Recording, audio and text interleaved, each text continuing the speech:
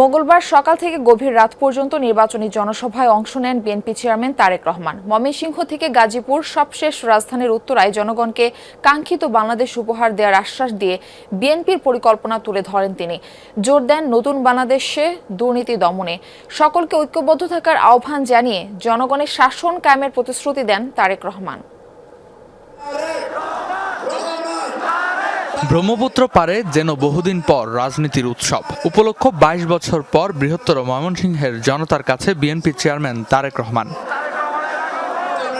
দুপুর ২টায় জনসভায় আসার কথা থাকলেও সড়ক পথে অসংখ্য মানুষের শুভেচ্ছায় সিক্ত হয়ে তারেক রহমানকে মঞ্চে এসে পৌঁছতে ২ ঘন্টার বেশি সময় লাগে। এসেই বীর মুক্তিযোদ্ধাদের সাথে কুশল বিনিময় করেন তিনি। পরে তারেক রহমান দেশ গড়ার পরিকল্পনা তুলে ধরেন।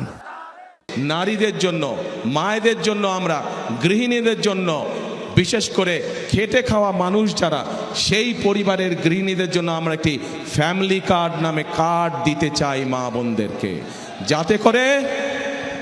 যাতে করে এই ফ্যামিলি কার্ডের সুবিধা প্রত্যেকটি মানুষের, প্রত্যেকটি পরিবারের কাছে, অল্প হলেও প্রত্যেকটি পরিবারের কাছে পৌঁছতে পারে। দুর্নীতির বিরুদ্ধে বিএনপির অবস্থান বরাবরই জিরো টলারেন্স ছিল জানিয়ে আগামীতেও এ বিষয়ে আরও জোর দেওয়ার কথা জানান তিনি। ১২ ফেব্রুয়ারি ভোর থেকে ভোটকেন্দ্র পাহারা দেওয়ার আহ্বান জানিয়ে তারেক রহমান ঐক্যবদ্ধ থাকলে জনগণের শাসন কায়েমের প্রতিশ্রুতি দেন। সেই স্বৈরাচার যেভাবে বলতো তাদেরই ভাষা ব্যবহার করছে বিএনপি। তাদের বক্তব্য যে দুর্নীতিতে বলে চ্যাম্পিয়ন ছিল। তা আমার প্রশ্ন ২০০১ থেকে ২০০৬ সাল পর্যন্ত তাদেরও তো ২জন সদস্য বিএনপির সরকারে ছিল। তো বিএনপি যদি অতই খারাপ হয় তাহলে ওই ২ ব্যক্তি কেন পদত্যাগ করে চলে আসেনি? লাইন দিয়ে দাঁড়াবেন, ভোট শুরু হবে, সাথে সাথে ভোট দেওয়া ইনশাল্লাহ শুরু করবেন। পরে ময়মনসিংহ বিভাগের ৪ জেলার প্রার্থীদের হাতে ধানের শীষ তুলে দেন বিএনপি চেয়ারম্যান। ময়মনসিংহ থেকে রাত ১১:৩০টায় গাজীপুরের জনসভায় তারেক রহমান বলেন, বিএনপি খেটে খাওয়া মানুষের দল। ক্ষমতায় গেলে গার্মেন্টস শিল্পের আরও সম্প্রসারণ ও নতুন কর্মসংস্থান সৃষ্টি করা হবে। জয়দেবপুর রেল ক্রসিংয়ের ওভারপাস নির্মাণ, পোশাক কারখানায় কর্মরত মায়েদের জন্য ডে কেয়ার, ৩টি খাল খনন সহ নানা পরিকল্পনার কথা জানান তিনি। আপনাদের সকলের কাছে, বিশেষ করে মা বোনদের কাছে এবং শিশুদের কাছে চিকিৎসা সেবা পৌঁছে দেওয়ার জন্য আমরা প্রত্যেকটি এলাকায় একজন করে আমরা হেলথ কেয়ার দিতে চাই, যাতে করে মায়েরা এবং বাচ্চারা ছোটখাটো অসুখের চিকিৎসা ঘরে বসেই তারা পেতে পারে।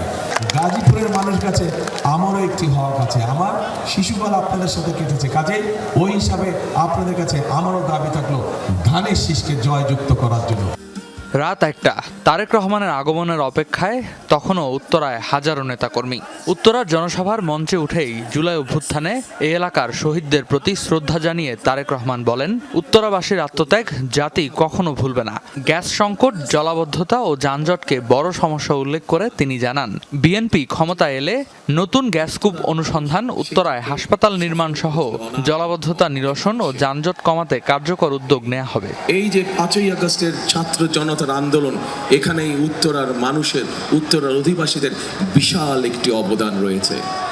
ইনশাল্লাহ সেই অবদানের কথা আগামী দিনের ইতিহাসে সোনার অক্ষরে লেখা থাকবে। কি কাজ করলে জনগণের সমস্যার সমাধান কিছুটা হলেও লাঘব হয়। উত্তরার মানুষের সমস্যার সমাধান, ঢাকা শহরে, ঢাকা মহানগরীর মানুষের সমস্যার সমাধান সহ সমগ্র বাংলাদেশের খেটে খাওয়া মানুষের সমস্যার সমাধান একটু হলেও কিভাবে লাঘব করা সম্ভব হয়, সেই বিষয়গুলো নিয়ে আমাদের পরিকল্পনা করতে হবে। দুর্নীতিমুক্ত রাষ্ট্র, জনগণের শাসন ও উন্নয়নমুখী বাংলাদেশ গড়ার প্রতিশ্রুতি দিয়ে জনসভা শেষ করেন বিএনপি চেয়ারম্যান। আল্লাহ হাফেজ, বাংলাদেশ জিন্দাবাদ। রেদওয়ান আহমেদ, যমুনা নিউজ, ঢাকা।